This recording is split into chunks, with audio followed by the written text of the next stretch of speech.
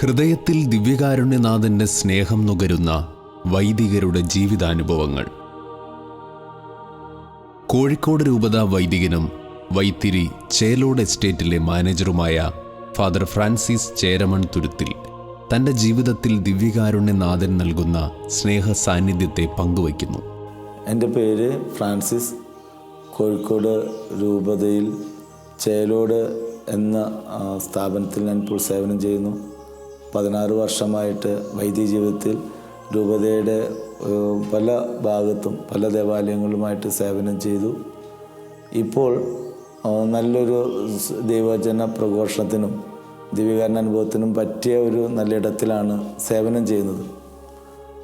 എൻ്റെ ഇടവക തുരുത്തിപ്പുറം കോട്ടപ്പുറം രൂപതയിലെ ഇടവകയായിരുന്നു. തിരുത്തിപ്പുറത്തായിരുന്നു എൻ്റെ ജനനം. റാഫേൽ എൽസി ദമ്പതികളിൽ 7 മക്കളിൽ 6ാമത്തവനായിരുന്നു. 4 പേർ ദൈവവിളി സ്വീകരിച്ചുകൊണ്ട് ലോകത്തിൻ്റെ പല ഭാഗത്തും സുവിശേഷ പ്രഘോഷണത്തിനായിട്ട് ഇറങ്ങിപ്പുറപ്പെട്ടു. സഹോദരൻ ഫാദർ റാബ്സൺ പീറ്റർ കർമ്മലിത്ത സഭയിൽ കണ്ണൂർ ആശ്രമത്തിൽ ശുശ്രൂഷ ചെയ്യുന്നു.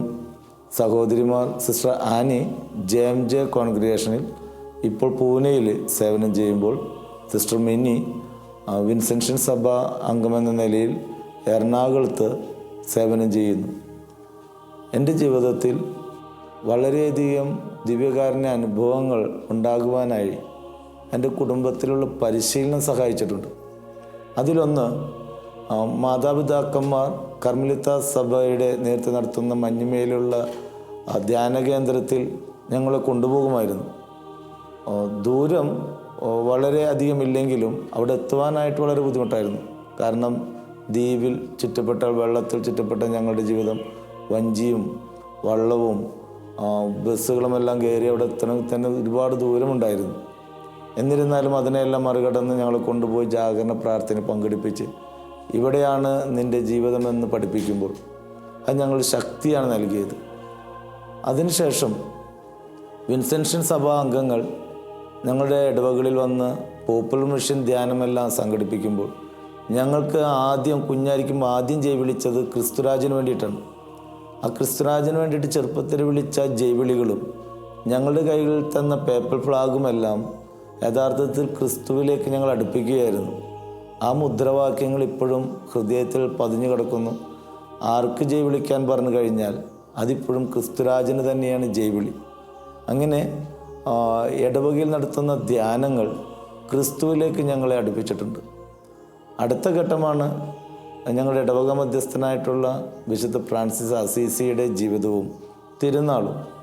ഞങ്ങളെ ഓർമ്മിപ്പിക്കുന്നതും പരിശീലിപ്പിക്കുന്നതും അസീസിയാകുവാനായിട്ടാണ്.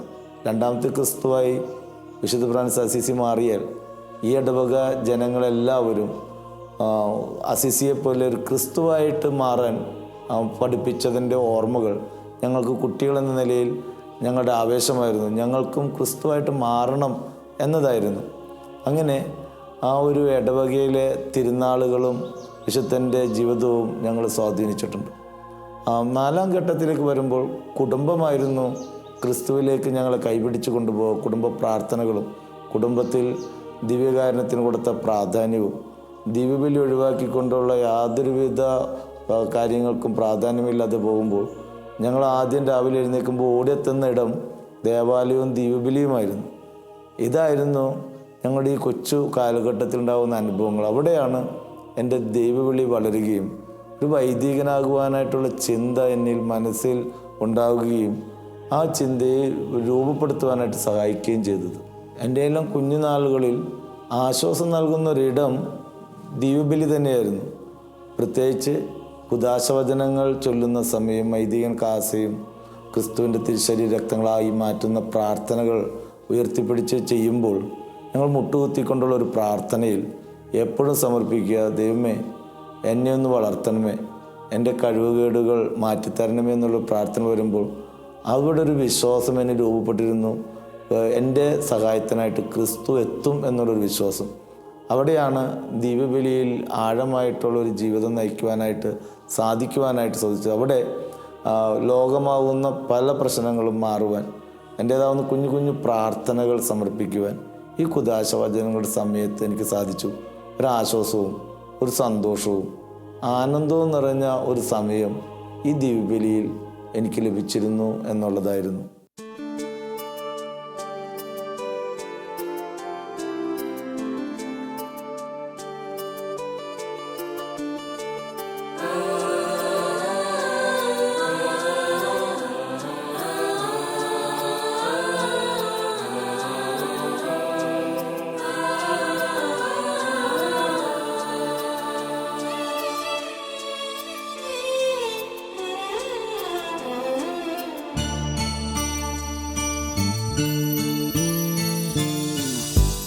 കരുണതൻ കയർ പിടിച്ച് നയിച്ചിടും സ്നേഹമേ, കരുണതൻ കയർ പിടിച്ച് നയിച്ചിടും സ്നേഹമേ, ദിവ്യകാരുണ്യ സ്നേഹമേ, പരിശുദ്ധ സ്നേഹമേ,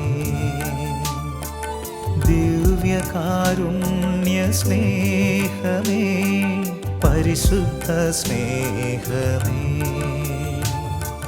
പരിശുദ്ധ പരമദിവ്യകാരുണ്യമേ, അനന്ത സ്നേഹമേ, പരിശുദ്ധ പരമദിവ്യകാരുണ്യമേ, അനന്ത സ്നേഹമേ. എൻ്റെ ജീവിതത്തിൽ പ്രീ ഡിഗ്രി കഴിഞ്ഞിട്ടുള്ളൊരു കാലഘട്ടം ഒരു വ്യത്യസ്തം നിറഞ്ഞൊരു കാലഘട്ടമായിരുന്നു. അതിൽ ദിശാബോധം നഷ്ടപ്പെട്ടതായിരിക്കാം, അഹങ്കാരം ഉള്ളിൽ വന്നതുകൊണ്ടായിരിക്കാം, എനിക്ക് എൻ്റേതാവുന്ന ഒരു സ്വതന്ത്ര ലൈഫ് വേണമെന്ന് ആവശ്യപ്പെട്ടുകൊണ്ട് ഞാൻ നടന്നൊരു കാലഘട്ടത്തിൽ സ്വന്തമായിട്ട് പണി അന്വേഷിച്ച് കണ്ടെത്തി സ്വന്തം അധ്വാനത്താൽ പഠിക്കും എന്നുള്ളൊരു തീരുമാനമെടുത്തപ്പോൾ പലപ്പോഴും നിയന്ത്രണമില്ലാത്തൊരു ജീവിതത്തിൻ്റെ ചില ഭാഗവാക്കുകളാകാൻ ഇടവന്നിട്ടുണ്ട്. ഇങ്ങനെ നടക്കുന്ന ഒരു 3 വർഷം പല ജില്ലകളിലും എൻ്റെ ഒപ്പമുള്ള സുഹൃത്തുക്കളോടൊപ്പം കൽപ്പണിയും വാർക്കപ്പണിയും പെയിൻറ്റിങ്ങുമായിട്ട് നടക്കുമ്പോൾ എന്നെ യഥാർത്ഥത്തിൽ ആ ദൈവവിളി നഷ്ടപ്പെടാതെ കാത്തു സൂക്ഷിച്ചത് ദിവ്യബലി തന്നെയായിരുന്നു. എൻ്റെ ഒപ്പമുള്ളവരെല്ലാം വളരെ ദൂരത്ത് നിന്ന് പത്തനംതിട്ട, തിരുവനന്തപുരത്ത് നിന്നും യാത്ര ചെയ്ത് നാട്ടിൽ വരിക എന്ന് പറയുന്നത് പ്രായോഗിക ബുദ്ധിമുട്ടുണ്ടാകുമ്പോൾ അവിടെ ഞാൻ എടുത്തത് എല്ലാ ശനിയാഴ്ചകളും പണി കഴിയുമ്പോൾ എൻ്റെ നാട്ടിൽ വന്ന് പിറ്റേ ദിവസം ഞായറാഴ്ച ദിവ്യബലിയിൽ പങ്കെടുക്കുമായിരുന്നു. അതിൻ്റെ ഒരു കാരണം ഒരു കൂട്ടായ്മ ഞാൻ അനുഭവിച്ചിട്ടുണ്ടായിരുന്നു. എൻ്റെ സുഹൃത്തുക്കൾ, എൻ്റെ ബന്ധുക്കൾ, എൻ്റെ സഹപാഠികളായിട്ട് കണ്ടുമുട്ടുവാൻ പറ്റുന്ന ഒരിടമായിട്ട് എനിക്ക് ദിവ്യബലി മാറിയിരുന്നു. അതുകൊണ്ട് എൻ്റെ ഞായറാഴ്ചത്തെ ഒരു ദിനം എടവക പള്ളിയിൽ ദിവ്യബലിക്ക് വരിക എന്നുള്ളൊരു തീരുമാനം എടുത്തതുകൊണ്ട് ആ ബന്ധങ്ങളെല്ലാം നിലനിന്നു കൂട്ടായ്മയിൽ വളരാനായിട്ട് സാധിച്ചിട്ടുണ്ട്. അതൊരു വലിയൊരു അനുഭവമായിട്ട് ഞാൻ എല്ലാവരോടും പങ്കുവെക്കാറുണ്ട്. അതായിരിക്കും നമ്മളെ നിലനിർത്തുന്ന ഒന്ന്. എൻ്റെ ഡിഗ്രി പഠനമെല്ലാം കഴിഞ്ഞ സമയത്ത് എൻ്റെ ഉള്ളിലുള്ള ഒരു ആത്മീയതയും ആ ദൈവവിളിയുമെല്ലാം ഒന്നും കൂടി ഉണർന്നു വന്നു എന്നുള്ളതാണ്. അപ്പോഴും എനിക്ക് കിട്ടിയ ഒരു പ്രോത്സാഹനവും ഓർമ്മപ്പെടുത്തലുകളും നീ എൻ്റേതാണെന്നുള്ളൊരു ചെറിയ ചിന്തകളുമെല്ലാം എന്നെ ഒരിക്കൽ കൂടി സെമിനാരിയിലേക്ക് നയിക്കുകയാണ് ചെയ്തത്. പക്ഷേ അവിടെ ചെന്നപ്പോൾ മംഗലാപുരം സെൻറ്റ് ജോസഫ് ഇൻ്റർഡൈസേഷൻ സെമിനാരിയിൽ ഇന്ത്യയിലെ പല ഭാഗത്തു നിന്നുള്ള കുട്ടികൾ ഒരുമിച്ച് വരികയും ഒരുമിച്ച് വൈദിക പരിശീലനം നടത്തുകയും ചെയ്യുന്നൊരിടത്തിൽ എൻ്റെ ഭാഷ, പുതിയ ഭാഷാ രീതികളിലെല്ലാം മാറ്റം വന്നപ്പോൾ എനിക്കുണ്ടായ ഒരു വിഷമം, എൻ്റെ ഉള്ളിലുള്ള കാര്യങ്ങൾ പ്രകടിപ്പിക്കാൻ പോലും പറ്റാത്തൊരവസ്ഥ ഞാൻ അനുഭവിച്ചിട്ടുണ്ട്. പലപ്പോഴും പഠനത്തിലും പ്രാർത്ഥനകളിലും മറ്റ് കലാ കായിക രംഗങ്ങളിൽ പോലും ഞാൻ പിന്തള്ളി മാറ്റി നിർത്തിയപ്പോൾ എൻ്റെ വൈദികനാകുവാനായിട്ടുള്ളൊരാഗ്രഹം പൂർത്തീകരിക്കാൻ പറ്റുമോ എന്ന ചിന്തയുമായി ഞാൻ ആശ്രയം കണ്ടെത്തിയതാണ് സെൻറ്റ് ജോസഫ് സെമിനാരിയിലെ കൊച്ചു ചാപ്പൽ. അവിടെ ചെന്നിരുന്ന് എൻ്റേതാവുന്ന വിഷമതകളും എല്ലാം പങ്കുവെക്കുമ്പോൾ എൻ്റെ ജീവിതത്തിൽ എന്തോ ഒരു ശക്തി നൽകുന്നത് പോലെ. കാരണം പലപ്പോഴും പ്രൊഫസർമാരുടെ അടുത്തെല്ലാം ചെന്ന് എൻ്റെ വിദ്യാഭ്യാസത്തെക്കുറിച്ചും പഠനത്തിൻ്റെ അവസ്ഥകളും കുറിച്ച് പറഞ്ഞപ്പോൾ അവർ പറഞ്ഞത് പഠിക്കാൻ കഴിവില്ല എങ്കിൽ വേണമെങ്കിൽ ഈ ഒരു പരിശീലനം നിർത്താവുന്നതാണെന്നുള്ള അഡ്വൈസ് പോലും കിട്ടിയപ്പോൾ പിന്നീടുണ്ടാകുന്ന ഒരാശ്വാസം ഈ പറഞ്ഞ ചാപ്പലിൽ ദിവ്യകാരുണ്യത്തിൻ്റെ മുന്നിലായിരുന്നു. ചാപ്പലിൽ വെച്ച് തന്നെ എനിക്ക് എൻ്റെ ക്രിസ്തു എന്നോട് സംസാരിക്കുന്നത് പോലെ തോന്നി, നീ എൻ്റേതാണ്, നീ നിൻ്റെ കുറവുകളെക്കുറിച്ചിട്ട് പരിഭവപ്പെടാതെ നീ എന്നിൽ ആശ്രയിച്ചുകൊണ്ട് മുന്നോട്ട് പോവുക. നിനക്ക് കഴിവുകളെല്ലാം ഉണ്ടായിരുന്നുവെങ്കിൽ ഒരുപക്ഷെ നീ എൻ്റെ മുന്നിൽ വരികില്ലായിരുന്നു. അതുകൊണ്ട് ഇല്ലാത്ത കഴിവുകളിൽ നീ പരിഭവത്തിന് പകരം അതിൽ സന്തോഷിച്ചുകൊണ്ട് മുന്നോട്ട് പോവുക. അവിടെ എനിക്ക് പ്രവർത്തിക്കാനായിട്ട് സാധിക്കും എന്നുള്ള ഒരു ഉൾവിളി കിട്ടി. അവിടെ നിന്നുമാണ് യഥാർത്ഥത്തിൽ പിന്നീട് എൻ്റെ ഈ അപകർഷതാബോധങ്ങളും മറ്റുള്ള ചിന്തകളെല്ലാം മാറ്റി വളരെ സന്തോഷത്തോടു കൂടിയിട്ട് എല്ലാ രംഗങ്ങളിലേക്കും എനിക്ക് പ്രവേശിക്കാനും എല്ലാ വിഭാഗക്കാരായിട്ടുള്ള വിദ്യാർത്ഥികളുമായിട്ടും എല്ലാ കായിക രംഗങ്ങളിലേക്കും പിന്നീട് ഞാൻ എന്നെക്കുറിച്ച് ചിന്തിക്കാതെ അവരുമായിട്ട് ഇണങ്ങിച്ചേരാനായിട്ട് ആരംഭിച്ചു. പിന്നീട് ഒരുപാട് മാറ്റങ്ങൾ എന്നിലുണ്ടായി, എൻ്റെ ജീവിത രീതികളിൽ ഉണ്ടായി. ആത്മീയ ജീവന്റെ അപ്പമായി നിത്യമാം ജീവന്റെ ഭോജ്യമായി ആഗതനാകുന്നു യേശുനാഥൻ, ദിവ്യകാരുണ്യ സ്വരൂപനായി ആരാധിക്കാം, പാടാം, ആ തിരുനാമത്തെ പാടി വാഴ്ത്താം, ആനന്ദ കീർത്തനം പാടി നിത്യം ആരാധനാ സ്തുതി സ്തോത്രമേകാം. വൈദികനായിട്ട് 16 വർഷം പൂർത്തീകരിക്കുകയാണ്. കോഴിക്കോട് രൂപതയിലെ ഒരുപാട് പള്ളികളിൽ ശുശ്രൂഷ ഈ കാലഘട്ടത്തിൽ ചെയ്യുവാനായിട്ട് സാധിച്ചു. ഇതിനിടയിൽ എനിക്കെടുക്കാൻ പറ്റിയ ഒരു വലിയൊരു തീരുമാനം എന്ന് പറയുന്നത്, എന്നെ ദിവ്യബലിക്കായിട്ട് ആരെങ്കിലും വിളിച്ചു കഴിഞ്ഞാൽ നോ എന്ന് പറയരുത് എന്ന് മാത്രം.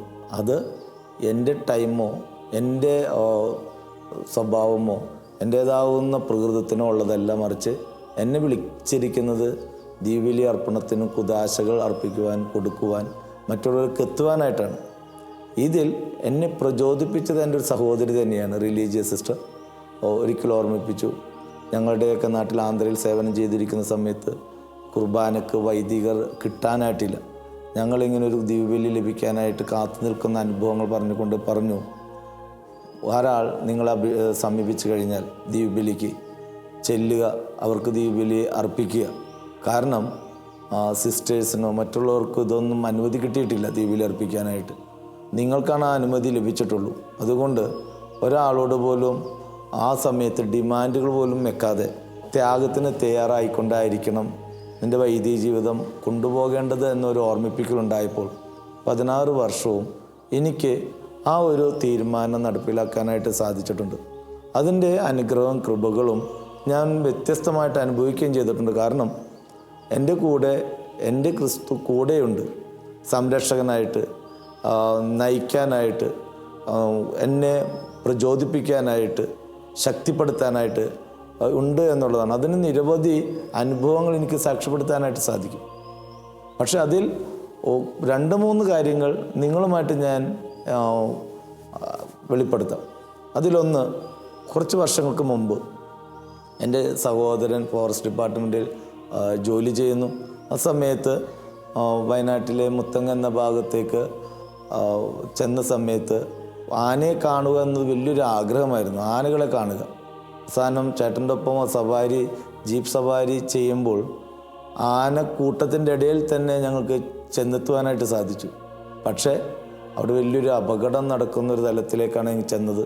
അതിലൊരു ആന ഞങ്ങളുടെ മുന്നിലേക്ക് വരികയും ആന ജീപ്പിൻ്റെ ബോണറ്റ് കുത്തി ജീപ്പ് മറിക്കുവാനായിട്ട് ശ്രമിക്കുകയും ചെയ്യുന്ന സമയത്ത് എൻ്റെ ചിന്തകൾ ഇങ്ങനെയാണ് പോയത്.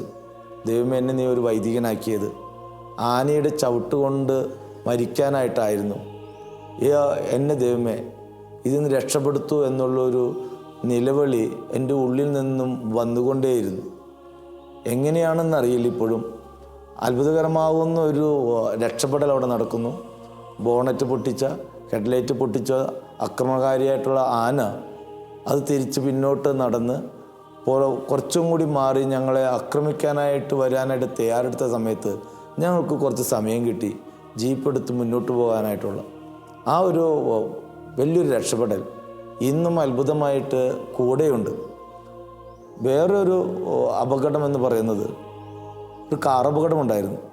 കൽപ്പറ്റയിലായിരിക്കുന്ന സമയത്ത് വാഹനം ഓടിച്ച് ഏകദേശം അർദ്ധരാത്രി ഉറങ്ങിപ്പോയതാണ്. പിന്നീട് ഞാൻ ഉണർന്നെഴുന്നേൽക്കുമ്പോൾ പോലീസും ഒരു ജനക്കൂട്ടവും കൂടെയുണ്ട്. വാഹനം 2-3 പ്രാവശ്യം അത് മറിഞ്ഞു. വളരെയധികം ഡാമേജ് ഉപയോഗിക്കാൻ പറ്റാത്ത രീതിയിൽ മാറിയപ്പോഴും അതിൽ നിന്നും ഞാൻ വന്നപ്പോൾ യാതൊരുവിധ അപകടവും കൂടാതെ എന്നെ ഒരാൾ പുറത്തേക്ക് കൊണ്ടുവന്നൊരു അനുഭവം. അപകടത്തിന് ശേഷം ഈ CT സ്കാൻ നടത്തിയപ്പോഴും മറ്റുള്ള ചികിത്സകളോടെ പോയപ്പോഴും ഒരു കുഴപ്പവും സംഭവിച്ചില്ല എന്ന് ഡോക്ടർമാർ സാക്ഷ്യപ്പെടുത്തിയപ്പോൾ അതിൽ ഞാനിപ്പോഴും അത്ഭുതത്തോടു കൂടി കാണുന്നു എൻ്റെ കൂടെ ക്രിസ്തു ഉണ്ടായിരുന്നു എന്നുള്ളതാണ്. കാരണം എനിക്ക് അന്ന് രാവിലെ ദിവ്യബലി അർപ്പിക്കാനായിട്ട് പോകേണ്ടതുണ്ടായിരുന്നു. ആ ദിവ്യബലി അർപ്പണത്തിന് യാതൊരുവിധ തടസ്സവും കൂടാതെ അത് കഴിഞ്ഞതിന് ശേഷമാണ് എന്നെ ഈ CT സ്കാനിലേക്ക് തന്നെ പ്രവേശിപ്പിച്ചത്. വേറൊരു അപകടം എൻ്റെ ജീവിതത്തിലുണ്ടായത് കൽപ്പറ്റയിൽ തന്നെ ഉണ്ടായിരുന്ന സമയത്ത് ഒരു ഷോക്ക് അടിക്കുവാനായിട്ട് ഇടവന്നു. ഈ ഷോക്ക് അടിച്ചത് കുട്ടികളുടെ പ്രോഗ്രാമായിട്ടൊരു പരിശീലനത്തിൻ്റെ സമയത്ത് സ്റ്റേജിലായിരുന്നു. അങ്ങനെ സ്റ്റേജിൽ വെച്ച് ഉള്ളം കൈയിൽ വയറിൻ്റെ സാന്നിധ്യം അനുഭവിച്ചു കഴിഞ്ഞപ്പോൾ ഷോക്കടിച്ച് ചെരുപ്പില്ലാതെ നടക്കുന്ന സമയം സ്റ്റേജിൽ വീണ് കിടക്കുമ്പോൾ മരണം ശരീരത്തിൻ്റെ എല്ലാ ഭാഗത്തിലേക്ക് പ്രവേശിക്കുന്ന ഒരു തോന്നൽ, മരിച്ചുകൊണ്ടിരിക്കുന്നു എന്നുള്ളൊരു ചിന്ത എൻ്റെ ഉള്ളിൽ ഉണ്ടായിക്കൊണ്ടിരിക്കുകയും കുട്ടികൾ അലറി വിളിക്കുകയും ചെയ്യുന്ന ഒരു അനുഭവം ഉണ്ടാകുന്നു. പക്ഷേ കുറച്ച് നിമിഷങ്ങൾക്ക് ഉള്ളിൽ ഞാൻ ആ സ്റ്റേജിൻ്റെ മുകളിൽ നിന്ന് താഴത്തേക്ക് ആരും തള്ളിയിട്ടതുപോലെ ഒന്നും ആ സമയത്ത് എൻ്റെ കയ്യിൽ പടഞ്ഞ വയറ് വിട്ടുപോവുകയും ചെയ്തു എന്നുള്ളതാണ്. അന്നത്തെ ഒരു അനുഭവം ഇപ്പോഴും എൻ്റെ മനസ്സിൽ ഭയത്തോടു കൂടിയിട്ട് ഞാൻ ഓർക്കാറുണ്ട്.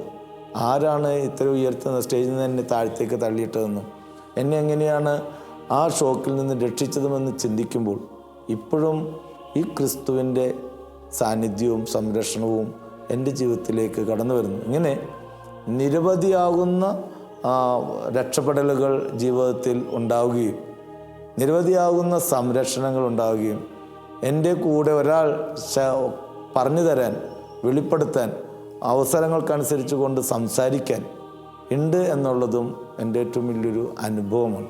അനുദിനം ദിവ്യബലി അർപ്പിക്കുന്ന വൈദികൻ്റെ കൂടെ ക്രിസ്തു ഉണ്ടാകും.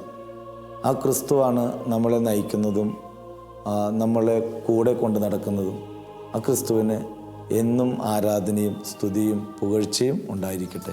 ദിവ്യരഹസ്യങ്ങൾ കൂദാശ ചെയ്തിടും പൂജിതമാമ്പലി വേദിയിൽ ആഗതനാകുന്നു ജീവന്റെ അപ്പമായി ദൈവത്തിൻ നിത്യകുമാരനീശോ.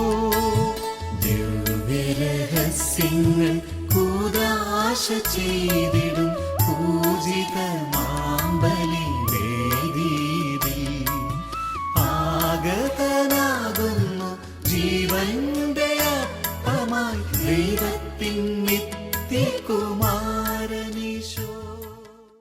ഞാനിപ്പോൾ ചേലോട് എസ്റ്റേറ്റിൽ ഒരുവിധം പേർക്കും അറിയാവുന്ന ഒരു എസ്റ്റേറ്റാണ്. കേരളത്തിൽ തന്നെ എൻ്റെ ജീവിതത്തിൽ അവസാനം നടന്ന ദിവികാരൻ അത്ഭുതങ്ങളിൽ ഇവിടെയാണെന്ന് എനിക്ക് സാക്ഷ്യപ്പെടുത്താനായിട്ട് സാധിക്കും.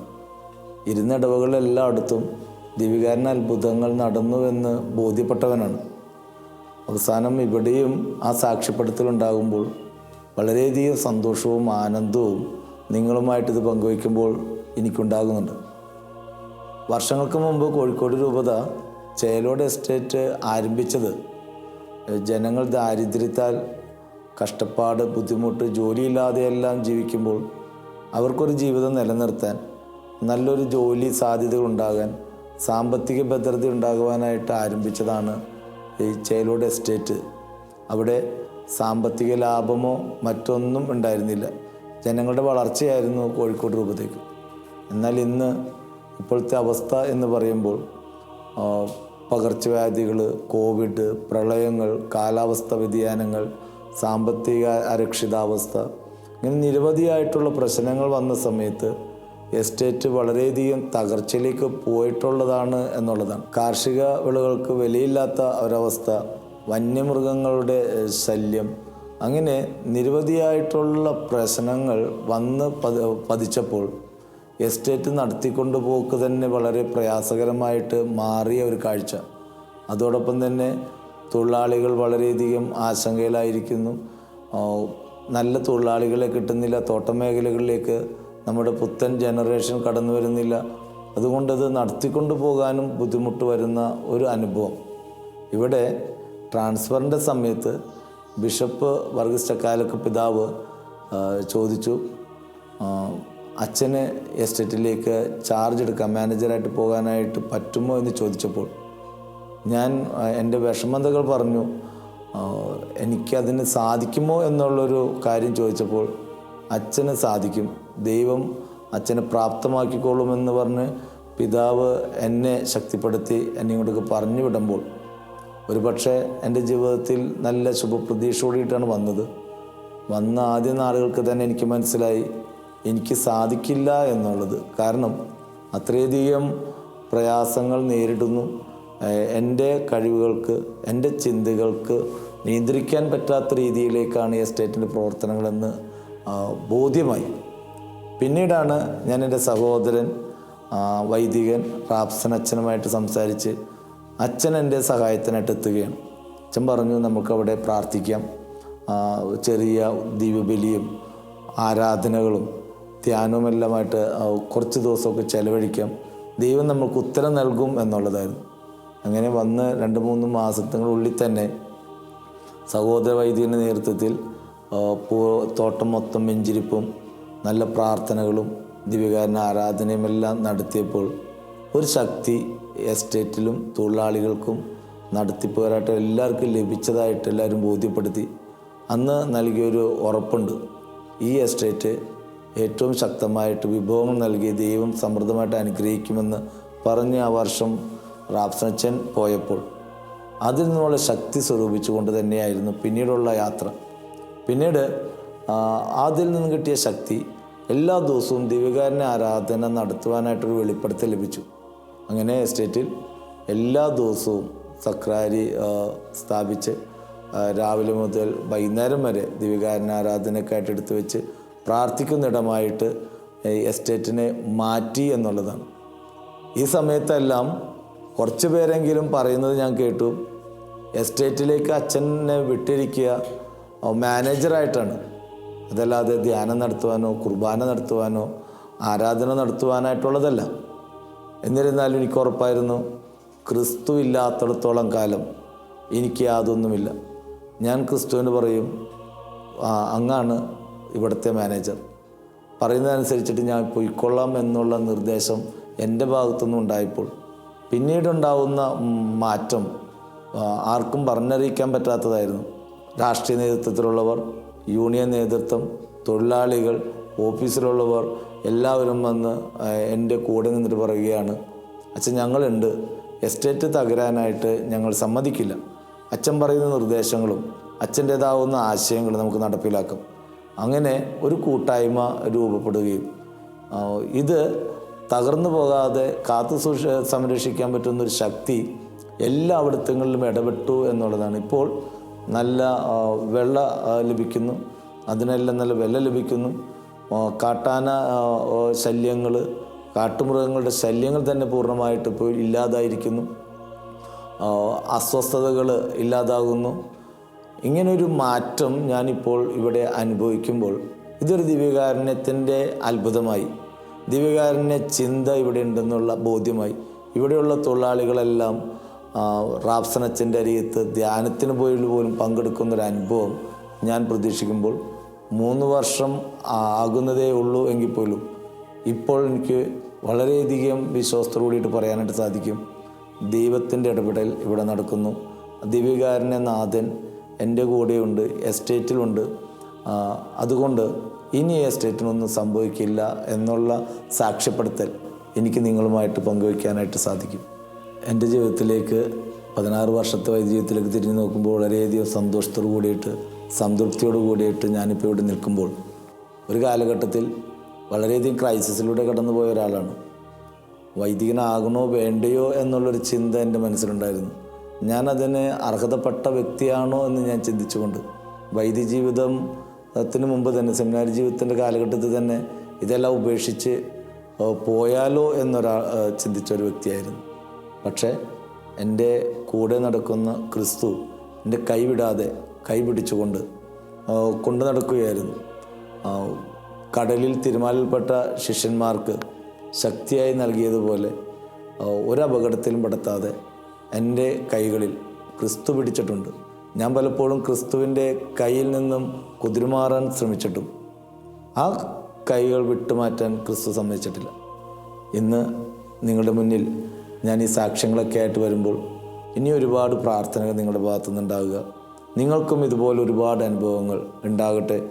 ക്രിസ്തുവിനെ പിടിച്ചുകൊണ്ട് നടക്കുക, ദിവ്യകാരുണ്യ ആരാധനയിലും ദിവ്യകാരുണ്യ കേന്ദ്രീകൃതമാവുന്നൊരു ജീവിതം നയിക്കുവാൻ നിങ്ങൾക്കും സാധിക്കട്ടെ എന്ന് പ്രാർത്ഥിക്കുകയും ആശംസിക്കുകയും ചെയ്തുകൊള്ളുന്നു. കരുണതൻ കയർ പിടിച്ച് നയിച്ചിടും സ്നേഹമേ, കരുണതൻ കയർ പിടിച്ച് നയിച്ചിടും സ്നേഹമേ, ദിവ്യകാരുണ്യ സ്നേഹമേ, പരിശുദ്ധ സ്നേഹമേ, ദിവ്യകാരുണ്യ സ്നേഹമേ, പരിശുദ്ധ സ്നേഹമേ.